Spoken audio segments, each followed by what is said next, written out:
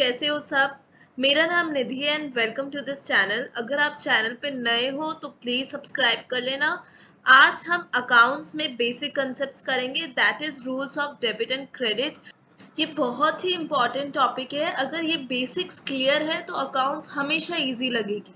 अगर basics clear नहीं है तो कुछ बच्चे रट्टाबाजी करने लग जाते हैं और उनको अकाउंट्स बिल्कुल भी अच्छी नहीं लगती। तो इसीलिए अपने बेसिक्स को हमेशा स्ट्रांग रखना है, चाहे कोई भी सब्जेक्ट हो।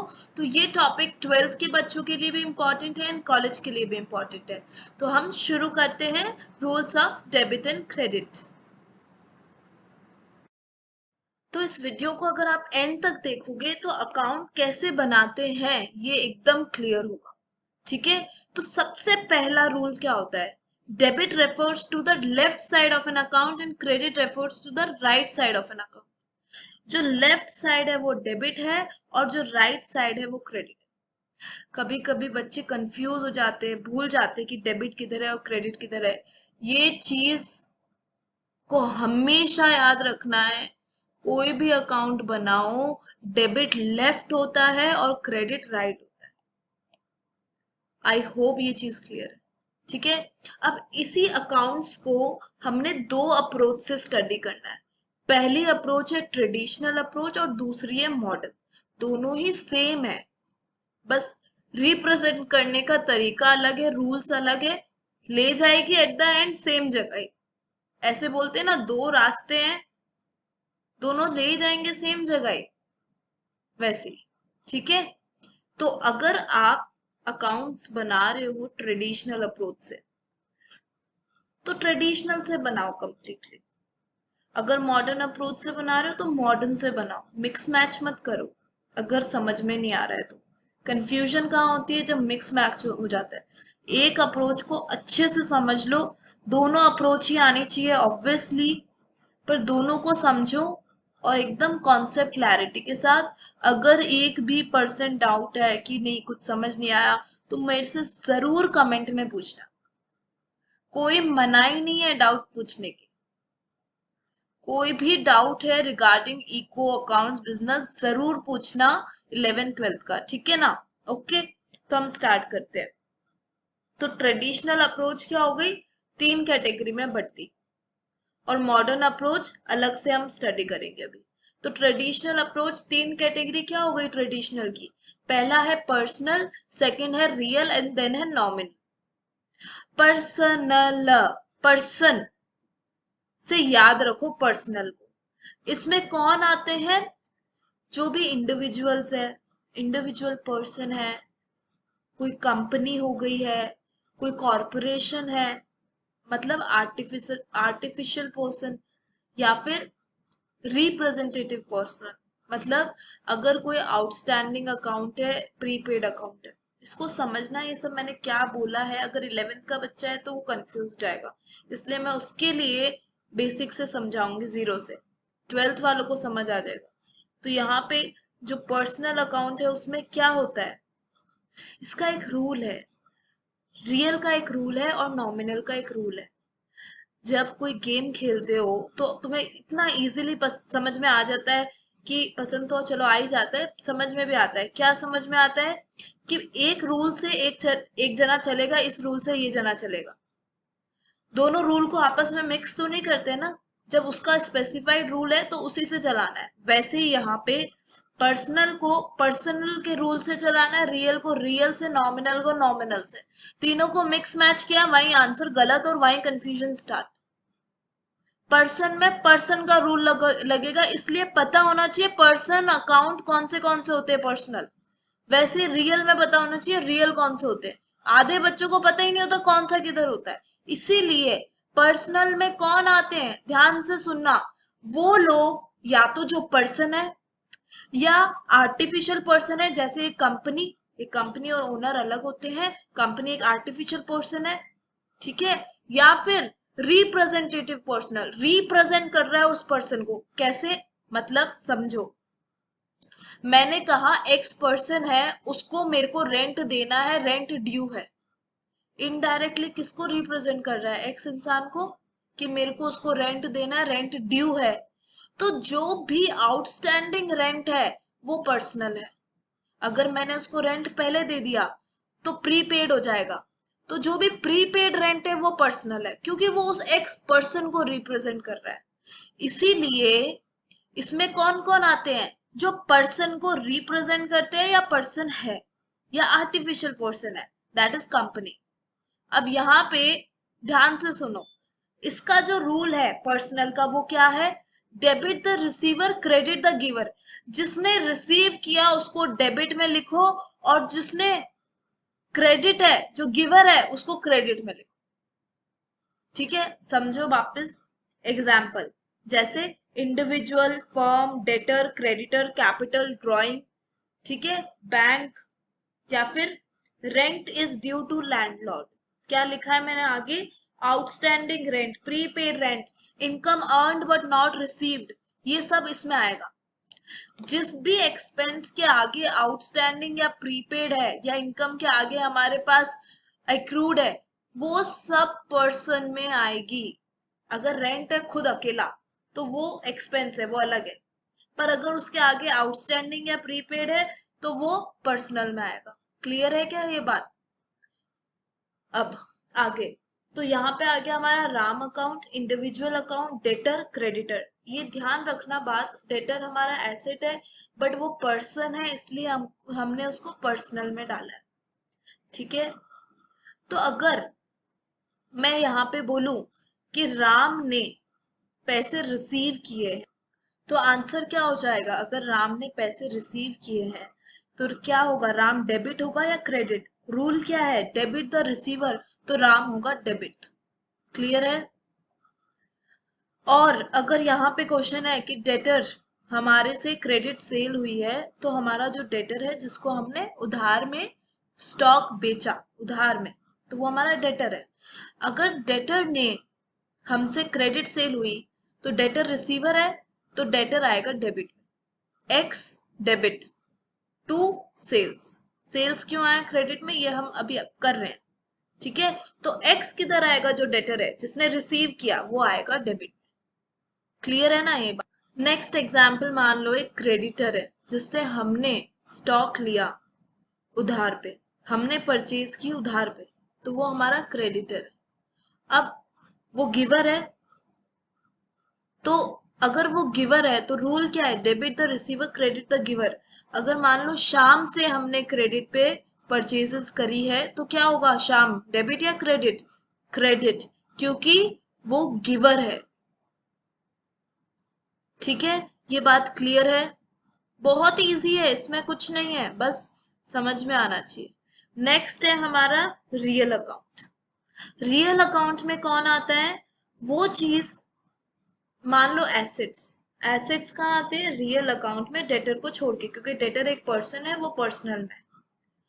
तो टैंजिबल और इनटैंजिबल एसेट्स आ गए हमारे रियल में, दैट इज जिसको हम टच कर सकते हैं, या फिर इनटैंजिबल मतलब जिसको टच नहीं कर सकते बट फील कर सकते, जैसे कि गुडविल, हमारी फर्म का नाम है वो गुडविल।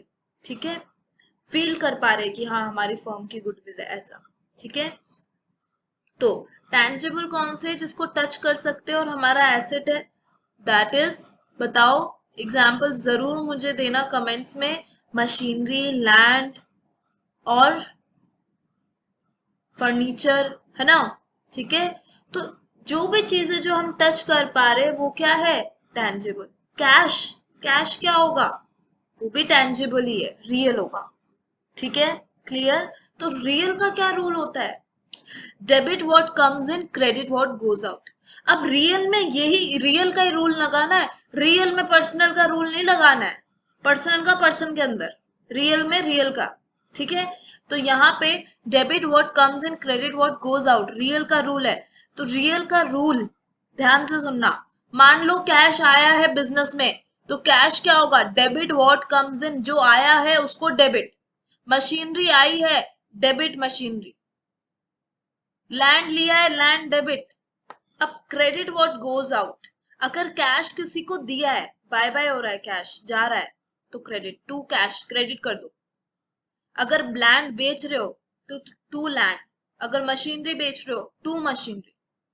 क्लियर हो रही बात? इजी है ना? बहुत इजी है, बस यही ध्यान रखना है कौन सा किधर आता है। Last and very very important, nominal account. Nominal को लोग भूल जाते, बच्चे भूल जाते हैं, पता नहीं कंफ्यूज हो जाते। ध्यान से सुनो, एक बिजनेस में जो भी एक्सपेंस है या लॉस है, क्या बोला मैंने, एक्सपेंस एंड लॉसेस, नुकसान, नुकसान होगा डेबिट। नॉमिनल कहता है जितना भी नुकसान है वो होगा डेबिट, और जितनी भी इनकम है या फिर गेन है वो क्या होगा, क्रेडिट। ये रूल याद रखना। बच्चे क्या क्रेडिट डेबिट में रूल चेंज कर देते हैं, डेबिट ऑल इनकम करके, कभी कभी तो इतना, क्या बताओ। तो यहाँ पे क्या याद रखना है, debit all expenses, expenses debit होंगे और क्रेडिट क्या होगा, इनकम। ये बात समझ में आ जानी चाहिए। अब बिजनेस के एक्सपेंसेस क्या क्या होते हैं ये भी मुझे कमेंट में जरूर बताना। क्या क्या बिजनेस के एक्सपेंस होते हैं, खर्चे क्या हो सकते हैं, परचेज, रेंट, इलेक्ट्रिसिटी, सैलरी, ये जितने भी खर्चे हैं सारे क्या होंगे, डेबिट। क्लियर है। जितने भी नुकसान हो गए वो क्या हो गए, डेबिट। जितने भी फायदे हैं, इनकम है, वो क्या होगी, क्रेडिट। इनकम बताओ, इनकम पहली हमारी सेल्स क्या होगी, टू सेल्स क्रेडिट, क्रेडिट होगी। इंटरेस्ट रिसीव्ड, पैसा आया है, इनकम गेन है, किधर आएगा, क्रेडिट में, इंटरेस्ट रिसीव्ड। अगर इंटरेस्ट पेड होता, डेबिट में। क्लियर है। अगर कमीशन रिसीव्ड है, क्रेडिट में, कमीशन पेड होता, डेबिट में। क्लियर है ना, बहुत इजी है, सिंपल सा है। अब रिलेट करो आपस में, यहीं पे जर्नल बनाना भी सीख रहे हो, इसी वीडियो में जर्नल भी सीख सकते हो। कैसे, ध्यान से सुनो। मैंने कहा हमने रेंट पे किया है, तो रेंट पे किया तो क्या हुआ, पहला तो रेंट है, एक्सपेंस है, नॉमिनल अकाउंट है, डेबिट होगा।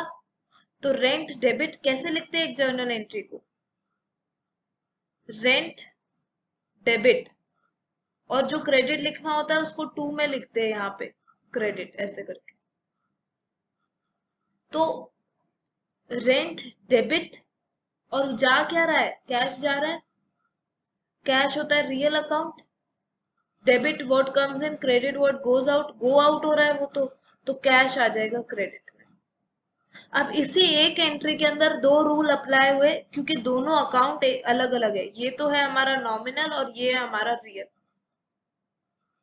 आई बात समझ में। मान लो कैश सेल्स हुई, पैसे आए हैं सेल्स के थ्रू, सेल्स क्या है हमारी, इनकम है, नॉमिनल है, ठीक है। तो क्या रूल होता है, नॉमिनल का क्या रूल होता है, इनकम क्या होती है, क्रेडिट। तो एंट्री क्या हो गई, टू सेल्स, क्योंकि क्रेडिट होगा। तो डेबिट क्या होगा, क्या आया, कैश आया ना, कैश सेल्स थी, तो ऊपर आ जाएगा debit what comes in, real का कैश, कैश डेबिट, तो कैश टू सेल्स। अब ऐसी कोई भी एंट्री तुम बताओ तो कर सकते हो। मान लेते हैं हमने उधार लिया, मान लो, या फिर हमने, क्रेडिटर है, क्रेडिटर पर से क्रेडिट परचेज करी, ठीक है। तो परचेज करी, नुकसान हुआ, हुआ क्या, हुआ एक्सपेंस है, खर्चा तो है ही, पैसे नहीं दिए हो पर खर्चा तो है ना। तो क्या हो गया, परचेज हो गया हमारा डेबिट, क्यों, क्योंकि नॉमिनल है, डेबिट ऑल एक्सपेंसेस, तो डेबिट परचेज। टू, अब वो क्रेडिटर कौन था, पर्सन में आ गया, पर्सनल अकाउंट में।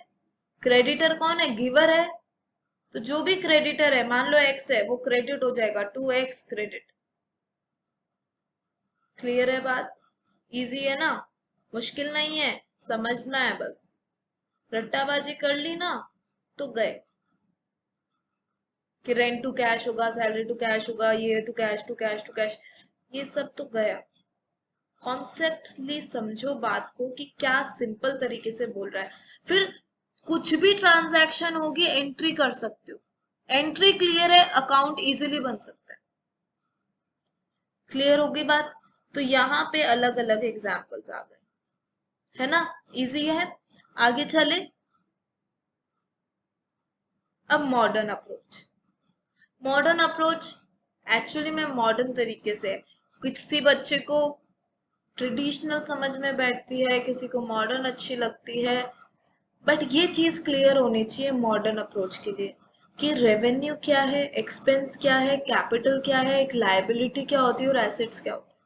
अगर इन पांचों में नहीं पता डिफरेंस तो मॉडर्न भी कंफ्यूजिंग लगती है, इसलिए ये चीज समझना। ठीक है, एसेट्स क्या होगा बिजनेस में, हमारे मशीनरी, लैंड वगैरह, है ना। लायबिलिटी उधारी, है ना, जितनी भी उधारी है वो लायबिलिटी है। एक कैपिटल, ओनर की कैपिटल, क्लियर है। रेवेन्यू, जहां से भी कमाई हो रही है वो रेवेन्यू है, और एक्सपेंस खर्चे। ठीक है, क्लियर है। तो एसेट का क्या रूल होता है एसेट अकाउंट का, debit the increase, credit the decrease. अगर बढ़ रहा है, एसेट आया, तो debit the increase, credit the decrease. Clear है। ऊपर भी यही था कुछ, रियल अकाउंट में क्या था, डेबिट व्हाट कम्स इन, एक तरह से इंक्रीज ही था, और क्रेडिट डिक्रीज था, व्हाट गोज आउट, तो डिक्रीज। क्लियर है ना। लायबिलिटी, लायबिलिटी में क्या होता है, उधारी। क्या रूल होता है, डेबिट डिक्रीज, क्रेडिट इंक्रीज। अगर पर्सनल अकाउंट तुम भूल रहे हो, थोड़ा सा समझ में नहीं बैठ रहा, रिसीवर गिवर, तो यहाँ पे लायबिलिटी और कैपिटल अच्छे से समझ लो। वैसे तो वो भी क्लियर होना चाहिए। अगर वीडियो को नहीं समझ आए ना, मेरे को डाउट पूछ लेना, नहीं तो 2-3 बार सुनना, अपने आप समझ में आ जाएगा। ठीक है। अब, और इसके नोट्स मैंने डिस्क्रिप्शन में डाल दिए हैं, तो वहां से आप देख के इजीली पढ़ सकते हो। कॉन्सेप्ट हमेशा अपने क्लियर रखना, अगर बेसिक से रिलेटेड कोई भी डाउट हो हमेशा पूछ लेना, रट्टा नहीं मारना, नहीं तो 11th का अकाउंट्स तो खराब होगा, 12th का भी खराब हो जाएगा, और फिर कभी भी अकाउंट्स अच्छा नहीं लगेगा। ठीक है। तो यहाँ पे हमारे जितने भी रूल्स है एकदम पॉइंट पे क्लियर होने चाहिए, एकदम याद होने चाहिए जब एंट्री कर रहे हो या अकाउंट्स कर रहे हो, 12th में भी 11th में भी। ठीक है। जिस बच्चा 12th में क्यों नाम मार्क्स नहीं आते, क्या कमी रह जाती है, पढ़ते सब है, बेसिक्स नहीं अच्छे होते, आधे अकाउंट्स रट्टा मार रहे होते, कैश क्रेडिट ही होगा जा रहा है, तो मतलब रट्टा नहीं मारना। ठीक है। आगे चलते हैं फटाफट। हमारा मॉडर्न अप्रोच है, इसके अलग अलग रूल्स हो गए पांचों के। डेबिट इंक्रीज डिक्रीज एसेट हो गया, लायबिलिटी हो गया, कैपिटल, कैपिटल का क्या रूल है, सेम एज लायबिलिटी, क्योंकि कैपिटल भी इनडायरेक्टली ओनर और बिजनेस की जो रिलेशन है वो क्या है, बिजनेस के लिए एक लायबिलिटी है, जो उसको कैपिटल जो है वो ओनर को वापस उसको देनी है, इसीलिए। तो डेबिट डिक्रीज, क्रेडिट इंक्रीज। फिर रेवेन्यू का क्या रूल है, ध्यान से सुनो, debit the decrease, credit the increase, इसीलिए टू सेल्स हुआ है, क्रेडिट हुआ है। क्लियर है। Expenses, debit increase, credit decrease, इसीलिए डेबिट और एक्सपेंसेस नॉमिनल का यहाँ पे डाल दिया इन्होंने, डेबिट इंक्रीज, अगर रेंट दे रहे हो तो रेंट डेबिट होगा। डन है, क्लियर है, इजी है। हम्म। आगे चलते हैं। अब इन सबके अकाउंट्स, टी शेप अकाउंट्स भी बोल सकते हैं, अकाउंट्स भी बोल सकते हैं, मैं पूरा समझा रही हूँ। अगर एसेट्स है, ऐसा अकाउंट बनेगा उसका, क्योंकि डेबिट में प्लस होता है, क्रेडिट में माइनस होता है। लायबिलिटी है तो कुछ ऐसा बनेगा, debit decrease minus, credit plus. यहाँ पे मान लो एग्जाम्पल है, हाइपोथेटिकल एसेट्स अकाउंट बना रहे हैं। ठीक है, एक एग्जाम्पल दे रखा है एसेट्स में, क्या दे रखा है, ध्यान से सुनो, कि हमने मशीनरी खरीदी, तो मशीनरी अकाउंट हो गया, मशीनरी हो गया एसेट का नाम। और खरीदी है तो मशीनरी आई है तो इधर आ जाएगा कि कैश गया, टू कैश, और मशीनरी आ गई। ठीक है, कैसे हुआ फिर से समझो। जर्नल एंट्री क्या होगी यहाँ पे, मशीनरी डेबिट टू कैश, यही होगी, क्योंकि मशीनरी मान लो 10,000 की है, तो मशीनरी क्या हुई है, आई है, और कैश गया है। तो जो भी अकाउंट बना रहे होते हैं, मान लो मशीनरी का अकाउंट बना रहे हैं, उसमें यहाँ पे कभी मशीनरी नहीं लिखेंगे आप, नेवर। जिस चीज का अकाउंट है उसमें उसका नाम नहीं आएगा, उसके बिहाइंड जो जर्नल एंट्री है उसमें से हम रिप्रेजेंट करेंगे। तो यहाँ पे अगर हमने मशीनरी डेबिट हुई, हमारे पास मशीनरी आई टू कैश, तो मशीनरी अगर डेबिट में है, ध्यान से सुनो, अगर मशीनरी डेबिट में है और तुम मशीनरी का ही अकाउंट बना रहे हो तो मशीनरी के डेबिट में आ जाएगा टू कैश। जो चीज जर्नल एंट्री में जिस जगह है उसी के जिस जगह पे वो है, मान लो डेबिट में है तो डेबिट साइड में उसका रीजन आ जाएगा और लिख देंगे 10,000। ये बात क्लियर है? मान लो लायबिलिटी है, लायबिलिटी तुमने किसी से उधार लिया, ठीक है, लोन लिया, लोन अकाउंट बना रहे, तो क्या हो जाएगा रूल, एंट्री क्या होगी, कैश आया, कैश डेबिट टू लायबिलिटी, है ना। तो जो भी लायबिलिटी है, लोन है तो लोन कर देते हैं क्रेडिट, बैंक लोन कर देते हैं तो क्रेडिट हो गया। अब बैंक लोन का अगर अकाउंट बना रहे, लायबिलिटी हमारी, बैंक लोन किधर है, क्रेडिट में है, क्रेडिट में है ना ये खुद, तो इसके ही अकाउंट में क्रेडिट में क्या आएगा, बैंक लोन बढ़ भी रहा है, बढ़ रहा है, प्लस भी हो रहा है ऑब्वियसली, तो क्या आ जाएगा, बाय कैश। उसका रीजन कि कैश आया है, बढ़ रहा है, तो यहाँ पे आ गया बाय कैश। अगर मान लो 10,000 लिया है तो 10,000 इधर आ जाएगा। तो यहाँ पे ये हो गई चीज मशीनरी की, कि मशीनरी डेबिट में है तो मशीनरी के डेबिट में उसका रीजन, रीजन क्या है ये, और मशीनरी भी प्लस हुई है, ये भी चीज से ध्यान रखना, पता चल जाएगा सही करिए कि नहीं करिए, है ना, चेक कर लेना सही करिए या नहीं। यहाँ पे bank cash to bank loan है, बैंक लोन क्रेडिट में है तो क्रेडिट में क्या हो जाएगा, कैश, और प्लस भी हुआ है, लोन लिया भी है, बाय कैश आ जाएगा। तो जो भी साइड डेबिट साइड में होती है उसकी रिप्रेजेंट टू कैश टू में होती है, और जो भी साइड क्रेडिट साइड में होती है उसकी रिप्रेजेंट बाय में होती है, एंट्री की रिप्रेजेंटेशन की वजह से। क्लियर हो रहा है ना, ये बात समझ आ रही होगी मेरे हिसाब से, इजी है। वैसे ही हमारा एक्सपेंस अकाउंट हो गया, रेवेन्यू हो गया और कैपिटल हो गया। अब इस आगे है हमारा बैलेंस इन अकाउंट्स। ये कुछ एक्स्ट्रा है चीजें, ये बहुत इंपॉर्टेंट है, रट्टा नहीं मारना है, मैं सारी कंफ्यूजन दूर करना चाहती हूँ बेसिक्स की इस वजह से। तो यहाँ पे बैलेंस इन अकाउंट्स क्या होता है, जब भी आप कोई अकाउंट बना रहे हो, मान लो यहाँ पे अपन ने एसेट का अकाउंट बनाया था ये वाला, है ना, तो इसको अब बैलेंस करेंगे हम, इसका बैलेंस लिखेंगे कि नेट बैलेंस एसेट्स का कितना है, फिर वो बैलेंस ट्रायल बैलेंस में रिप्रेजेंट होता है, और ट्रायल बैलेंस हमेशा डेबिट के और क्रेडिट के सेम इक्वल होता है। क्यों?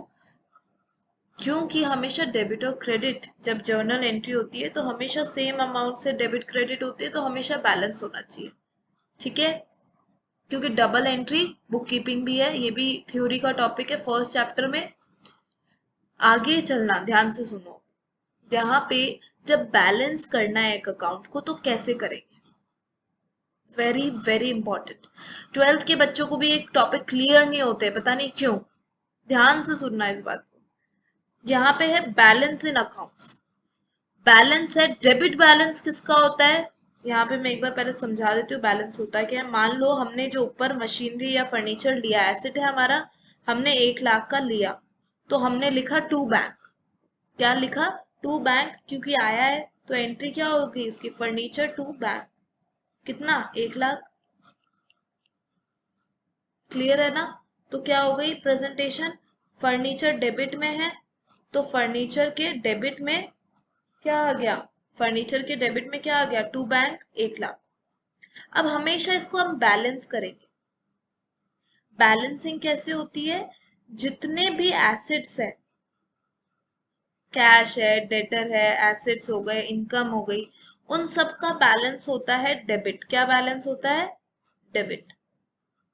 क्रेडिट बैलेंस किस किस का होता है, liability, capital, expenses.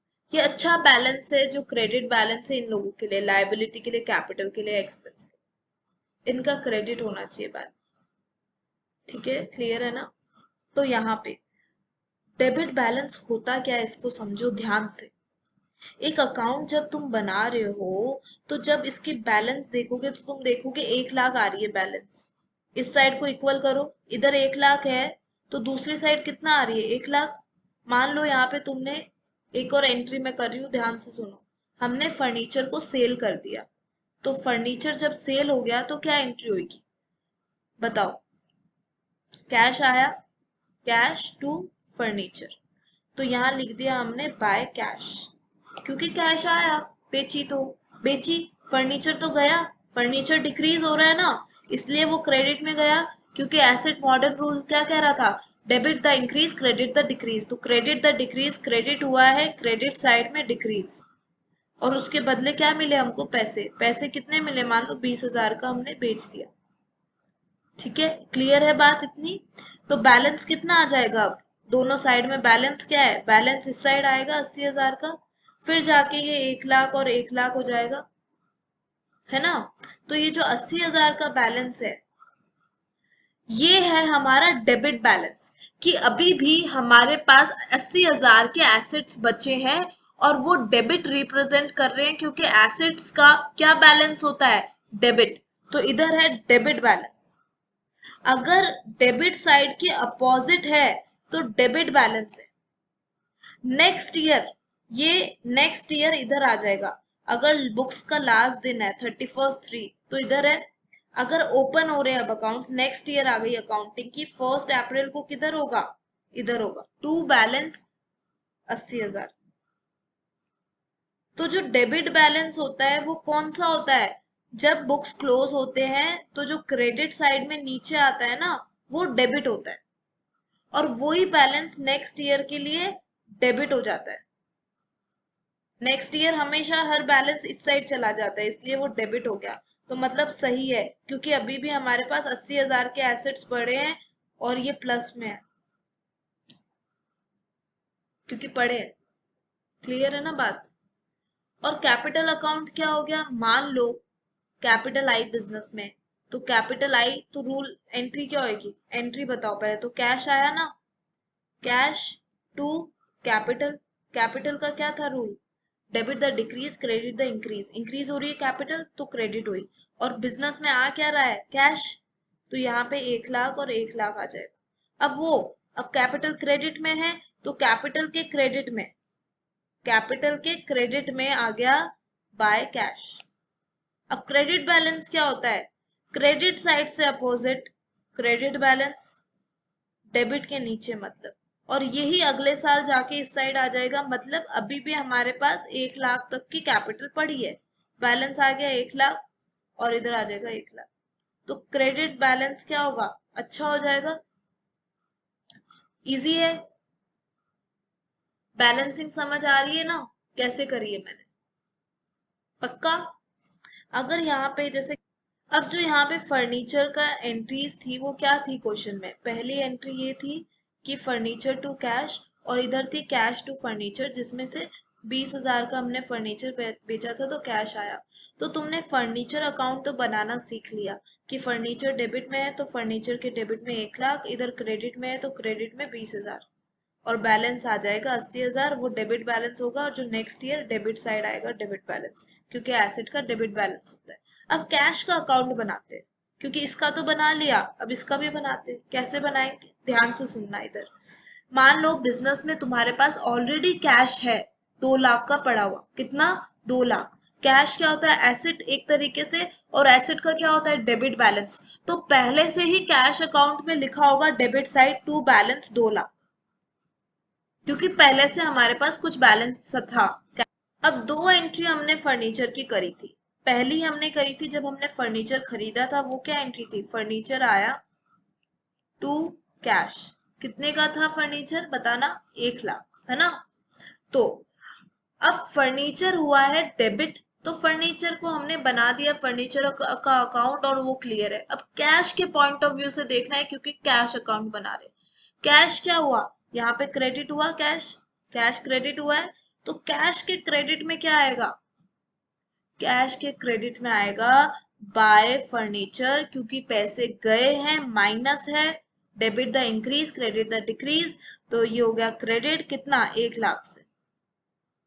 Next entry क्या थी, सेल की, सेल में क्या हुआ था, कैश आया, कैश खुद कहाँ था, डेबिट में, तो कैश के डेबिट में आएगा, कैश के डेबिट में क्या आएगा, टू फर्नीचर 20,000। अब इसका बैलेंस बना लो, बैलेंस आएगा इधर बाय बैलेंस, कितना आ रहा है, 2,20,000 माइनस 1,01,20। और ये क्या है, ये डेबिट बैलेंस है, डेबिट साइड के अपोजिट है ना। और ये नेक्स्ट ईयर क्या हो जाएगा, टू बैलेंस ओपन जब करेंगे अकाउंट, और इधर आ जाएगा 1,20। यही डेबिट बैलेंस इधर आ गया, 1,20 डेबिट बैलेंस हो गया। आई होप ये चीज क्लियर है। अगर इस वीडियो को एकदम सही से देखना, ध्यान से सुनना, स्क्रीन को देखते हुए करना, सॉल्व करना, समझ में आ जाएगा।